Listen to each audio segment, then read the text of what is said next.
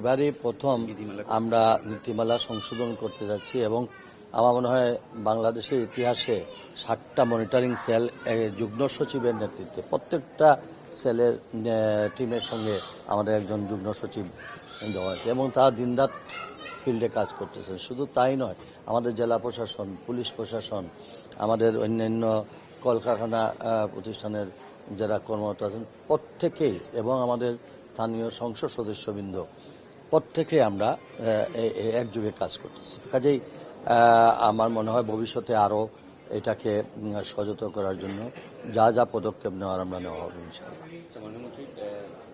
DC মহোদয় বলেন যে যেহেতু সুনামগঞ্জ শহরাঞ্চলে বজ্রপাতে অনেক শ্রমিক মারা যাচ্ছে, তাদেরকে নিয়ে আসলে সরকারি ডেফিনেটলি আমার মনে হয় তারাও তো শ্রমিক, তারাও তো দুর্ঘটনার শিকার, কাজে এটাও ডিপ্রাইভ হওয়ার কোনো কারণ নাই, আমরা দেব।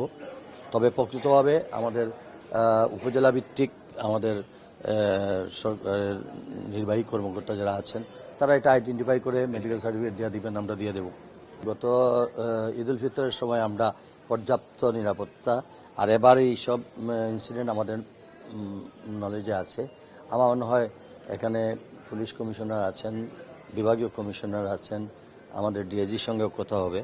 আমরা এবারে পর্যাপ্ত সিকিউরিটি ইনশিওর করব।